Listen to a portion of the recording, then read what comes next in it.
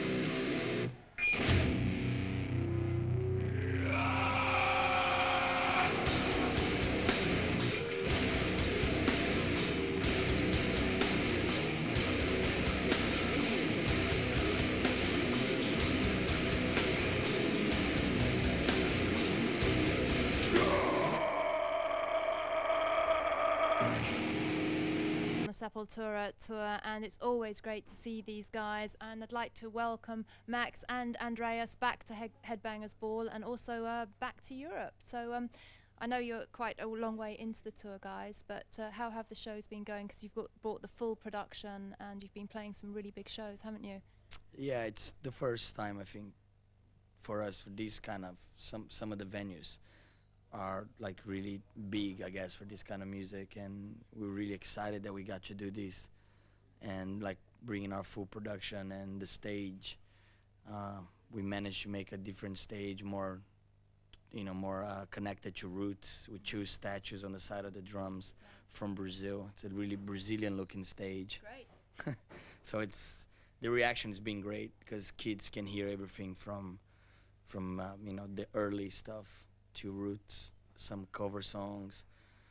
So it's a full set now because you only played festivals in the summer, so now we get the full Sepultura experience, don't we? Yeah, all the way from the first note until outside signing stuff for them, so it's like really a full complete experience.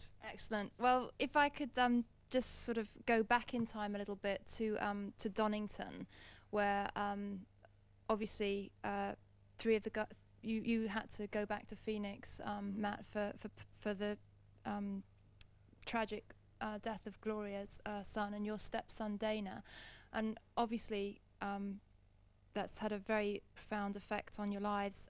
When did you feel that the time was right to turn your attention back to Sepultura? When did you feel that you were ready to deal with that?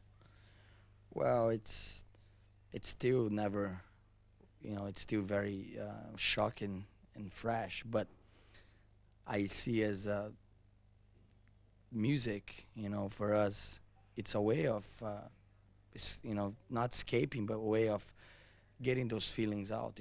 Even on the stage, for me, is the best therapy in the world, to let all that out. The sadness, frustration, and I guess for all of us, it's the same. Yeah. So we took a 2 or 3 weeks break, and we decided it'd be the best to go on the road and play the songs and just keep doing what we're doing, because that's exactly what Dana wanted us to do it anyway. Never stop, continue.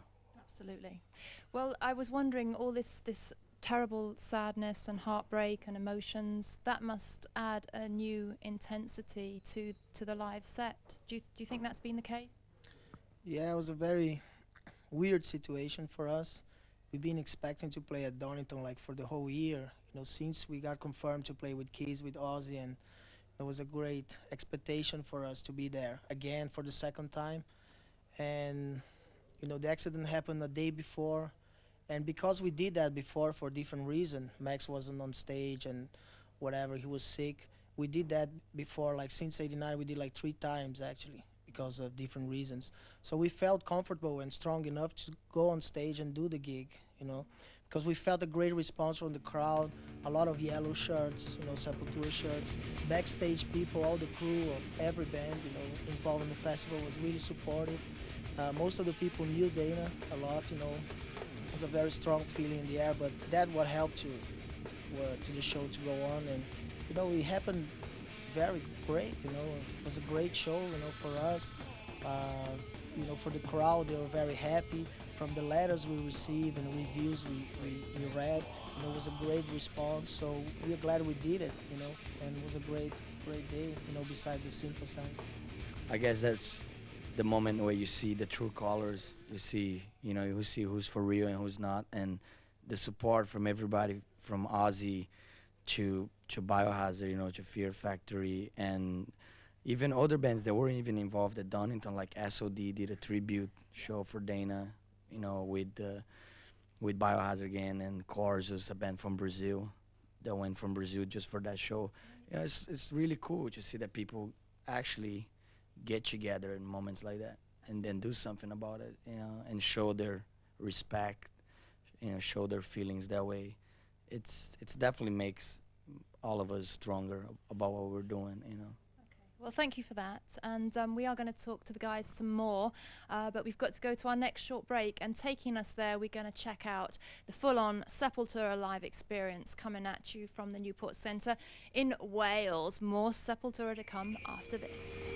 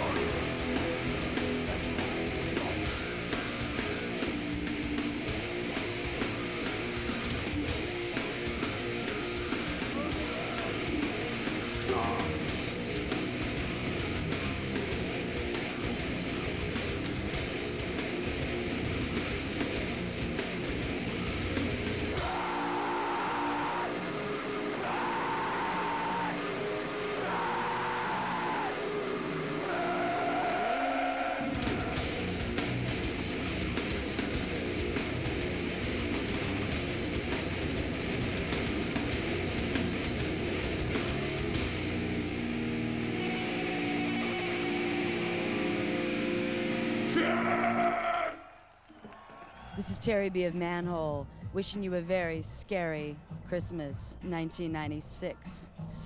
6, baby.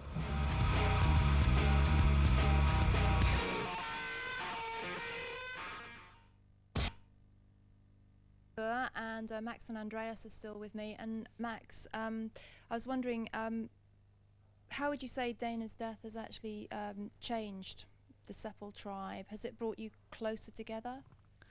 Yeah, I think everything like happens like that.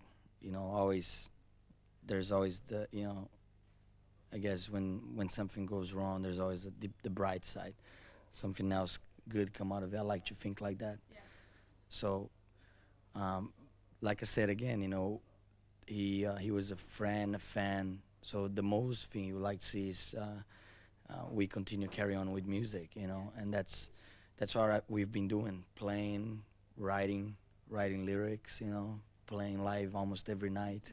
This tour have barely any days off, but it's been great, you know, because we get it all out on the stage, and it is different than what it was before, but that's life, you know. Absolutely. Life doesn't go, you know, just beautiful all the way, you know. There's these ugly times and good times, you know. So we're facing a very hard year. Igor's baby's in the hospital. I'm very sorry to hear that. So it's kind of like weird, the most weird year, where we conquer a lot.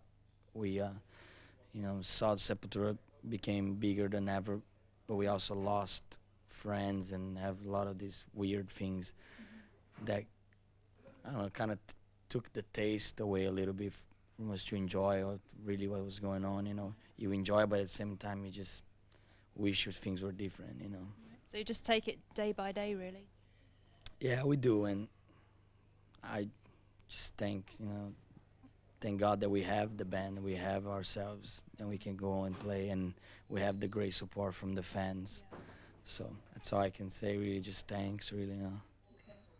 Well, I thank you for saying that to us, and I know this is a very hard subject for you to talk about, and what we're actually going to do is, you spoke to MTV News about what life has been like for Sepultura over the last few months, and we're actually going to show you that report right now, and it's a very emotional interview, as you're going to see, and Max does talk in depth about the events of the last few months, and as you said, it has been a year of triumph and tragedy for Sepultura, so we're going to take a look at that MTV News interview now, and then after that we'll come back to the guys, and we're going to talk more about what's happening with Sepultura right now at the end of '96.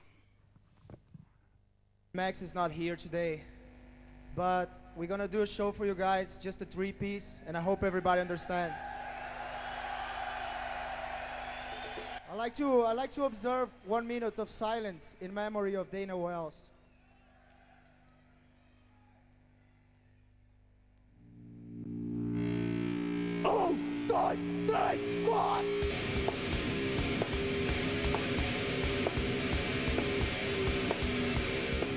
I'm proud that, you know, Sepultura went on, did the job, you know. Everybody, you know, dedicated the show to him. You know, there was a 1 minute of silence. I wasn't there, but I heard about it. I got goosebumps when I heard about it, you know. I really never thought anything like that would have happened in our career. Right now, I can say that it got even worse. You know, we're finding out that he was murdered. You know, this is like really breaking news that I decided to tell you about it. But we're doing, because me and Gloria, we couldn't believe that he was just, Dana was 21 years old. He wrote Attitude with me. You know, he was like a friend, son, fan of the band. Very mellow, you know.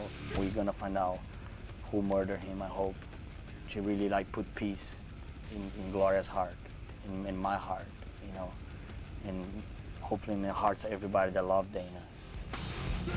This was my wife's biggest fear. She always told me that we're gonna lose one person of our family, a son or something, while we're on the road, and we're not gonna be there. And it happened, you know, so it's our worst nightmare, we face it, you know. So at this point, I forgot that I'm really Max Cavalera from Sepultura. I become just Max the human, the husband, you know. It's really strong being on tour. I cry many times playing Attitude live, you know, still crying today, you know. Sometimes when I play live, it's very hard, you know. It only happened a couple months, you know. But it's, at the same time, it's what makes me stronger, you know, go on the stage and really get all my frustrations, all my sadness out on the stage, and I do that every night.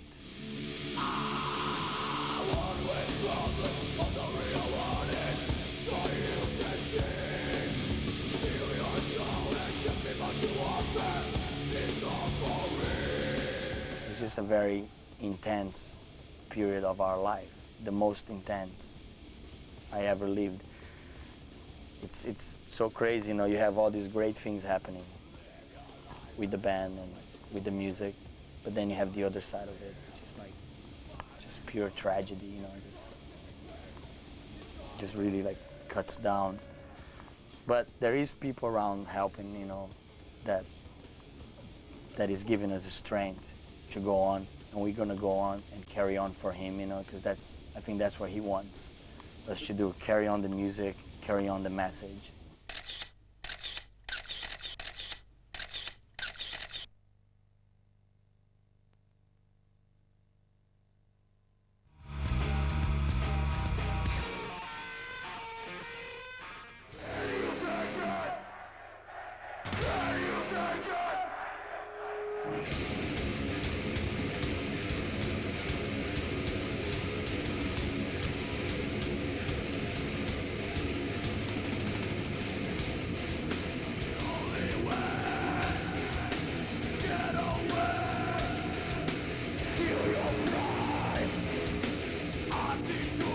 I think it's going to be an anthem for Sepultura as well, because the basic message is something that you've always strongly put across, to live your life the way you feel, in your own way, and be true to yourself, right? Yeah, it's always the inner self feeling. Since all these early 1989 days where we sing in songs like Inner Self, which is about not changing your ways, not letting people change your ways, live your life really the way you want to be, and it's attitude, it's respect, it's self-strength, you know, and our fans, I think, embrace that more than anybody, because a lot of them go through hard times like us. I think we go in different hard times, you know, like they probably, yeah, it was like we conquer, you know, like we can live with the money that we earn from the albums, whatever. We can live with music, but then we have other things that goes wrong or whatever. Then we need the music too, just like them. So we're like fans, I guess, you know. In that sense, we're still fans of the music.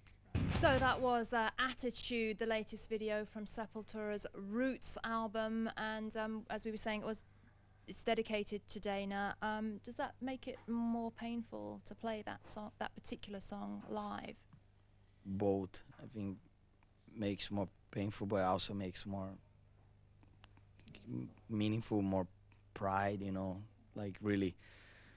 A lot of times it's mainly the chorus part, which is the break where like the whole crowd sings along, you know, I won't take it. Yeah. It's like really, some of the shows, it's louder than everything else, the crowd, and that's just like, it's amazing, you know. It's one of those songs, I don't know, that has that.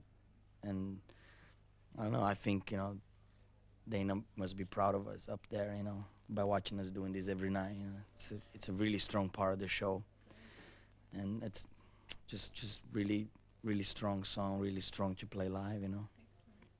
And how would you say, Andreas, that do you think the Sepultura attitude has changed at all as you've kind of grown up and moved on? Yeah. No, especially because we are a family, like living together for so long, and everybody's involved. It's like, you know, losing somebody from the family, actually. You know, it's not like blood related, but, you know, like very close to everybody, you know, knew everybody and stuff. And that kind of situation, you know, always you grew up after. Like Max said, you know, always bring something better, something good, you know, from something like that when happened. and for us did the same. You know, we just more, I don't know, more, you know, more awake or something, more aware of the situation. We cannot control life and shit like that. We all have families at home, you know. People in Brazil we don't see so often. So it's all very, very hard to be, you know, at least on tour when you think like that, you know. But at the same time, you're doing music, you're doing the best. The best time of Sepultura have is now. You know, Roots is a very open album. We grew a lot on stage doing that. So we always living with that both situations. And you always change, you know. I think we change for better. I think we stronger. I think it goes back all the way from each one of us losing somebody you really like my father when I was 9, is still really close to me and Igor. We always talk about him when we're, you know, with ourselves. And that's always what helped us get through these times with music. Right. So music is it's the best thing, you know. That's what we have, and we grab it with everything that we have. We don't let it go. So just pass all those feelings through music. So even if it's not dedicated, you'll be dedicated from the inside, even if it's not writing in a piece of paper. We understand that. Well, thank you very much for talking to us. We're going to go to our next short break with some Sepultura Live, and then after that we're actually going to talk to the guys about the new album, The Roots of Sepultura, which features an extra CD of rare and deleted and demo material. So we're going to find out all about that after our next short break. But taking us there, some more Sepultura Live.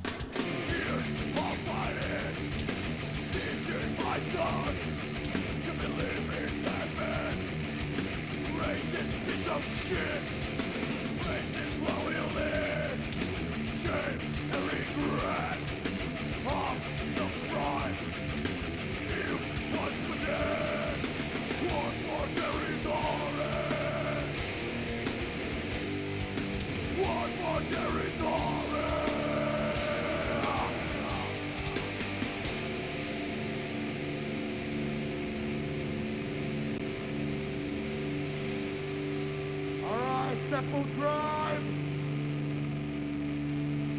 Let's fuck this place up! Dos, tres, cuatro!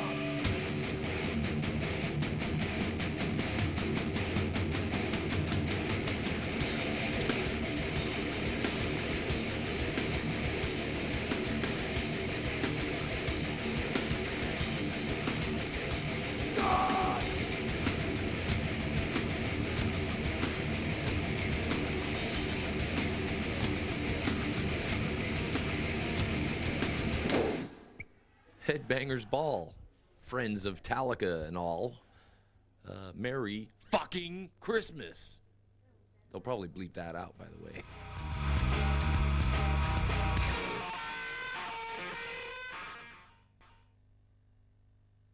From the Sepultura European Tour, welcome back. And now we have got Igor and Paolo joining me here, and I'd like to say welcome down to the show for you guys as well. And we'd like to talk a little bit about the new album that's come out, The Roots of Sepultura, and it's the Roots album with an extra 72-minute CD of, well, you tell us, you've got like a lot of rare Sepultura material taking you right back to almost day one, haven't you? Yeah, it's a pretty weird concept, you know, when it gets a little divided opinions about it, how, you know, sometimes we really don't like, it wasn't really our idea to put out Roots again, you know. Of course we want to put out a lot of this unreleased stuff, but we don't know if it's the best way to put it, like with Roots, re-releasing Roots, you know. But at the same time, as a fan, we think sometimes that I buy a lot of unreleased stuff, and no matter how it comes, I just go and buy it. So you got two ways of thinking. You know, you don't want to be only like, oh, we don't want to put it out because we did Roots already. But then it's cool to put it out, and whoever don't like the idea, don't buy the album. It's like it's a new CD, you get Roots for free. You can think like that too if you want to. You know. Because I believe it's the same price as Roots, so it's cool. Just buy it as if you're just buying the new songs or something. But the extra CD is basically a great record of the evolution of Sepultura. So where does it start and where does it end? It's just a bunch of little details, little songs, even songs that we left out from Arise and a whole song. Just little things that some live tracks that we did during the Chaos AD tour. So it's something, I think it's very special. I really like it in the way it came out. It's got a little like comments on each song and a few pictures on it, like a collage of a lot of old pictures and stuff. So it came out at the end. It was a cool thing. Yeah, and it does absolutely show how far Sepultura have come since your days of raising a racket in Belo Horizonte, I guess. Yeah. Is it, when you see the tracks that are on there, is it like a walk down memory lane for you? It's cool. Sometimes it sounds weird, and just you go to listen to like the old stuff, you're like, oh man, look at this guitar sound like, but it's I think with all of those tracks and all those records, they all good for that time, just Roots is a new thing, and I hope the next record will be something new we can show up the people. Yeah, it's just cool. I think we have a very open way of dealing with our past. So it's cool. We're not really ashamed of any of the things we've done in the past. It's all there. It's all really, everybody knows it. Some stuff is funny, but at the same time, we can be looking at this interview in 10 years and laughing about it, the way we look and just things we talk. So it's cool, Everything that we do with Sepultura, we have no regrets. Well, that's great. Good. Well, you guys played at the Ozfest in Los Angeles, didn't you, in October? Was that a fun day? Yeah, it was great bands. We got a chance to play, with a few different, even like the second stage, they have some nice acts like Earth Crisis played. The reason that I sort of brought that in was because we have actually got the new Danzig video on the way now. And the evil Elvis, I think we can say he's gone a little bit industrial, hasn't he? Yeah, actually, we heard a few of the new stuff while we're on tour, and it's got a lot of a heavy industrial influence on it, so it's cool. And he's got Tommy Victor of Prong playing guitar in his new band. The album's called Black Acid Devil, I think, the new Danzig album, and check out the new video. It's pretty good, actually. I think you'll be surprised the way Danzig has chosen to go musically on this one, but it's worth taking a look at. Danzig from the album Black Acid Devil, It's Sacrifice. Of the show where we've been celebrating the roots of Sepultura, and in fact we just went back to 1989 there to check out Arise, the title track from the Arise album, I guess you could say. So it's good to see that video again. So we were talking about the roots of Sepultura, how you've progressed musically over the years, and what a good document this record is of that progression. Do you feel in some ways that you've had to grow up in the public eye, because you were very young when you first started, and you've had a lot of pressures from that, I would imagine? Yeah, it's actually, I think we're kind of like fortunate in a way. Still a very young band, and when we started, all that, everything, like the whole death metal thing was happening. We wanted to have a very brutal sound back then and stuff. So I think we still have a lot to learn. That's what it's cool. It's like we've been around for more than 10 years, and we hope we can be around for more 10 or 20, So it's cool. It's like always every day learning as musicians, as people, as, in general. I think Sepultura has a lot to learn and a lot more to do, as far I think for us it's a victory already to be a third world band doing what we're doing, breaking a lot of barriers, and we hope we can keep doing that for us and for more people to come, for more bands and people to be proud of what they are. I mean, it is a fantastic achievement, and just on a very human level, I think that it is very inspiring to anybody in any walk of life, whatever you're doing. If you believe strongly enough in what you're doing and you have the determination to do it, you can get there in the end, can't you? Yeah, I think everything is a combination, you know. It's like there's really no formula to really say. There's a lot of good bands everywhere, you know, in Brazil, Australia, that can't make it. And sometimes they ask, how can you guys do it? We really don't know, you know. We work very hard, you know. It's not just only being lucky. You gotta work. You can't just wait for things to happen to you. You gotta go after everything. But at the same time, you know, it's like we feel fortunate in a way. Well, you know, perhaps the fact that you have progressed and been so innovative, and each album has taken you a big step forward, that's obviously had a lot to do with it. But would you say, Paolo, that the Roots album has basically given you a forum to do pretty much anything you want with Sepultura in the future? Not anything. I think it's just a new step for us. I think Roots is a very simple record if you're gonna listen musically, but it has a lot of details. I think those details that's what makes very special, very different. You know, but I think there's a lot of things to come. You know, it's too early to speak about the future, but we hope we're gonna have some new cool ideas and different influences for the next run. It's great. We hope next year we can repeat the same thing, you know, come back to Europe and do South America and just go everywhere. And, you know, Christmas here, and we gotta do a little celebration. Yeah. So you're finishing on a very positive note for '96. Yeah, I hope so. You know, the year's not finished yet, but we hope to come back home and have the rest of the year a little happiness. And I had a lot of problems this year, but musically everything was okay. You know, but I hope '97 will be a better year for us personally. You know, because musically everybody's very satisfied with the results. Okay, well, thank you very much. And I'd like to take this opportunity to wish you a happy Christmas and lots of love and lots of luck to you. And I hope that next time we talk, it is under happier circumstances. But I appreciate you talking to us today, and it's always lovely to see you. So we'll see you in '97, I guess. Hopefully, let's do this. Yeah, good. All right.